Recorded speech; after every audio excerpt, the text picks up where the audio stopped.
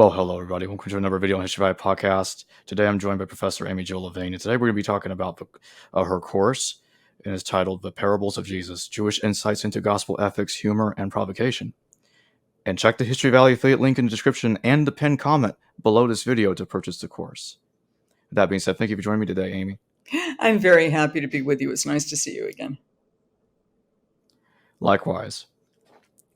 So, what kind of parables did Jesus preach, and how do we know he preached them? Oh, well, I wouldn't call it preaching. Because when I think about preaching, I think about somebody up in the pulpit and a bunch of people trying to stay awake in the pews. And then there's a collection, which I suppose there is for this class. I mean, he's a storyteller. So these are stories that he told, and they're perfectly recognizable stories for the most part about landowners and widows and day laborers and farmers. Stories about agriculture, stories about what kings might do, because king stories are very popular back then. So there's stories whose characters would be recognizable to a group of first century Jews. And first century Jews also knew that parables were not banal statements of the obvious. They were designed to challenge and to indict. They had from 2 Samuel, Nathan's parable of the ewe lamb told to King David, which is a big indicting parable. And they had the story of the wise woman of Tekoa in 2 Samuel also. So the idea of parables that's part of the Jewish cultural imagination, right? He told parables like a Jew would tell parables. And how do scholars such as yourself distinguish between what Jesus really taught and what he didn't teach? Because in scholarship it's so complicated. Okay, did Jesus say this? Did he say that? How do we tell? So how does that all work? Yeah, and we get to this kind of atomistic point where these two words are authentic and the next three words are not, and of course we don't agree, which to some extent has kept historical Jesus scholars in business since about 1960, and even before that, before Albert Schweitzer in 1910. So the upshot is we don't know. The best we can do is we can make an argument, and then a bunch of other Jesus scholars come in and say, well, I agree with you here and I don't agree with you here. Part of our problem is that the various methods, or sometimes called the criteria of authenticity, the methods that we use or we have used over the past 40, 50 years, in fact, don't work. So people have made arguments about, well, this is authentic and this is not authentic because we have this in two independent sources. So therefore, it must go back to some tertium, some third source back there.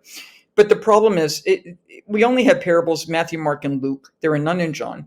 And now we've got the Gospel of Thomas and some other stuff later on. But we don't know who used what. So back when I was a baby, this is when Noah was still on the ark, when I was in graduate school. The idea was that Matthew, Mark, and Luke were over here, and John is over here, and John is completely independent from Matthew, Mark, and Luke. Therefore, if something shows up in Matthew, Mark, and Luke and in John, it must go back to some anterior source. Well, the tide is turning now toward Johannine dependence upon all three synoptics. Or we had the argument that Matthew and Luke had access to a second source called Q for the German Quelle, that material meaning source, that material not in Mark, but shared by Matthew and Luke. But under the very good work of people like Mark Goodacre, the Q has come into some challenge. And when I wrote my commentary on the Gospel of Luke with Ben Witherington, the more I looked at Luke, the more I think Luke has access to Matthew. So I've now become a Q skeptic. I feel like I've betrayed my dissertation advisor, but I've become a Q skeptic. So if we don't have independent sources, we don't have independent testimony. Or people would make the argument that if the statement is somehow antithetical to what the early church would have thought or what Jews would have thought, then it must be historical. But that's nonsense. Because there has to be some sort of continuity between Jesus and Judaism on the one hand and Jesus and the church on the other. And the very fact that this stuff shows up in the gospel suggests that it's not contrary to what the gospel writers thought. But there are certain ways that you can get at it. I think most of the parables from Jesus come without explanation because I think Jesus used parables in part to get people to talk with each other. The Gospel of Mark in chapter 4, Mark says he talked to the crowds in parables as much as the people could understand, and then he explains everything in private to his disciples. But the disciples in Mark are such numbnuts. They're not the brightest students in the seminar. That if they're the ones with the explanation, boy, at the end of Mark, we're in trouble. So that when Luke tells the parable of the widow and the judge, which I really like, I like parables about women. And he says, it's all about praying always and not losing heart. And I don't think it's anything about that. So if I have Luke coming in and saying, this is what the parable's about, putting the comment on Jesus' lips, and then I look at the parable and I see this disjunct, here's the explanation, here's the parable, and they're not meeting, then I have a sense that that's Luke coming in and being a good pastor or a priest or rabbi, anybody who interprets the text, and saying, here's something I received from the tradition, and here's what I think you ought to do with it. So if there's a disjunct between what the text says it's about and the actual words of the parable, then I think we're dealing with something of a source and redaction, or an original tradition, and then the gospel writer coming in and adding. How does understanding Jesus as a Jewish figure change our understanding of his teachings and actions? Oh, right. Because if we just take him as completely yanked out of history, we can still get a pretty decent message. I mean, anybody, you don't need to know first century Jewish history or rabbinic thought or have read the Dead Sea Scrolls in order to pick up the Bible and get something interesting out of it. People have been doing that for millennia. But the more we know about that first century context, the better able we are to understand the parables. If we have a parable that references a priest and a Levite, then it helps to know who the priest and the Levite are. If we have a parable that talks about a vineyard, then it helps to know about Isaiah's parable of the vineyard and the various plays on that parable, not only in the Jesus tradition, but also in the rabbinic tradition. So you can see how that parable gives rise to a number of other stories. If we don't do the history of Jewish women, then when women show up in parables, we're probably going to miscue.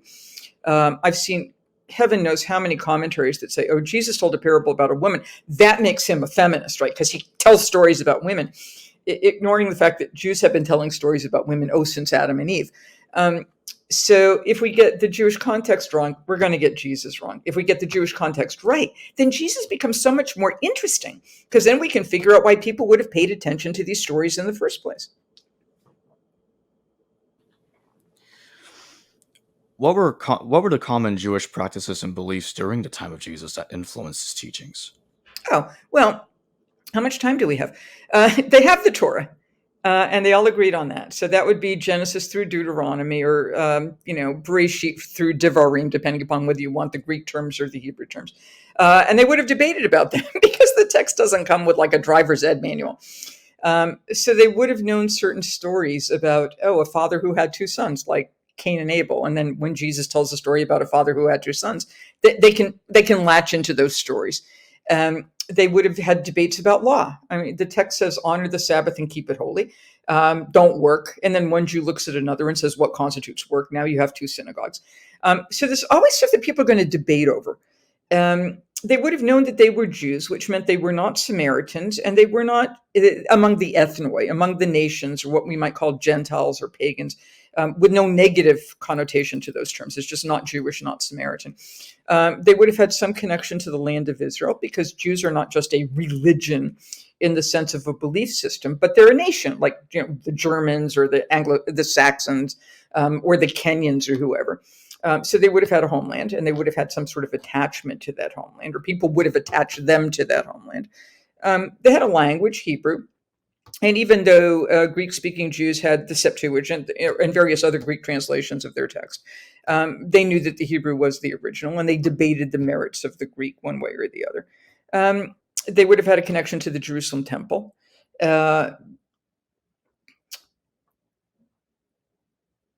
In part, it might be helpful to think about what makes Americans Americans and not Canadians, or not just using the same language, Australians.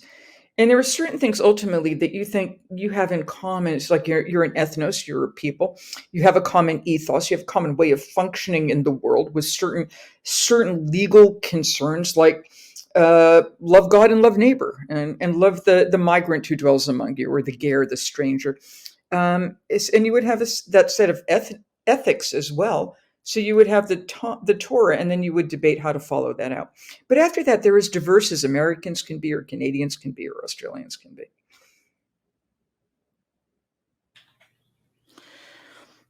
What was the role of women in first century Jewish society, and how did Jesus' interactions with women reflect or challenge those norms? Yeah, it's sort of like asking, what's the role of men? To women always wind up being the second category. What about the role of children? Also something interesting, or the enslaved. So what do we know about women in the first century? They owned their own homes. I'm using the Gospels here as evidence, like Mary and Martha in Luke chapter 10. It looks like Martha's house. The house church in Jerusalem is at the home of Mary, the mother of John Mark. So they own their own homes. They could have their own businesses, like Lydia, who's a dyer of purple. She may well be a Jew. But we know Jewish women are involved in the textile industry. We know they're involved in the pottery industry, ceramics. They could be scribes, and we have evidence of women scribes, both enslaved and free. They could be in import-export business. They could own orchards, and we know that from what are called the Babata papyri. It's about 100 years after Jesus. Babata died probably in the Bar Kokhba revolt of 132 to 135. Some of them were literate. Some of them were not. And their lives would have differed depending upon their age, their economic situation, their health. Right? If you're sick, you're going to have a more difficult time of it. If you have like consistent bleeding, for example, or you have a fever, their family situations, they could marry and divorce, and they could, in fact, in the first century, get divorced. Herodias, the wife of Herod Antipas, is a good example of that. They had freedom of travel. They could go to synagogues. They could go to the Jerusalem temple. They were not unduly restricted by so-called purity legislation. I mean, they're no more restricted for menstruation or for childbirth than men are restricted for ejaculating. So their lives are diverse. And some of them followed Jesus. But they followed Jesus not because they're, like oppressed and depressed and suppressed by Judaism. They followed Jesus because there's something about his person and his message that they found compelling. And when they follow him, they don't cease to be Jews. They're just Jews who believe they have found the Messiah.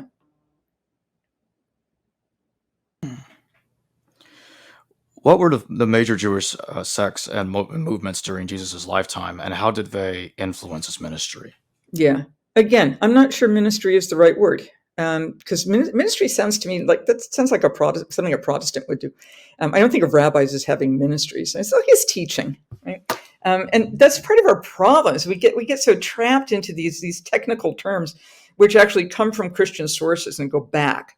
And I didn't realize that, by the way, until I used the term and somebody called me on it. So I'm just passing along. Josephus talks about these four parties. The Greek term is hierasis, which is where we get the term heresy. So sects, maybe, movements might be better. So Josephus talks about the Pharisees, the Sadducees, the Essenes, and the Zealots. Because Josephus is engaging in Greek historiographical writing. And if you're a Greek historian, you talk about the major movements of your own community. It would be like doing history of the United States. And what are the major movements? The Moose, the Elk, the Knights of Columbus, and the B'nai B'rith. So he analogizes the Pharisees to the Stoics. They're upright and they're concerned about correct behavior and they're concerned about good legal interpretation. He analogizes the Sadducees to the Epicureans, who's conspicuous consumption and they eat well. He analogizes the Essenes to the Pythagoreans, mystical mathematicians. He spends much more time with that because that's much more interesting. And the Zealots are sort of like Pharisees with knives. But to say that all Jews fell into these four categories would be like saying all Americans fall into the Moose, the Elk, the Knights, and the B'nai B'rith. So most people aren't members of any of these groups. There are different so-called sectarian movements. There's a group around John the Baptist who eventually proclaimed John the Baptist to be the Messiah. There are other so-called messianic figures whom we know from Josephus, our first century historian, a fellow named Theudas, a fellow called the Egyptian. There's a Samaritan prophet who's the Samaritan version of Theudas and the Egyptian. So there are a bunch of these charismatic leaders running around, and they're getting crowds. Demographics in antiquity are notorious. They're pretty bad today, too. Like how many people went to the march? The police say 5,000. The organizers say 25,000. It's usually split the difference. So we don't know how many people are involved in these concerns, but probably not very many. Most people are just out there trying to get through the day and aren't interested in partisan divides or sectarian movements. And then you have sectarian movements where there's disagreement within. So you have, if the people at the Dead Sea are Essenes, and that still remains an open question, but they would be different than the Essenes who Josephus lives in the town. Pharisees argue with other Pharisees. Some Pharisees become followers of Jesus, notably Paul, And we have evidence of others in Acts chapter 15. Others do not. So even if you're a member of one of these groups, it doesn't say that there's a particular party line to which you have to adhere on everything.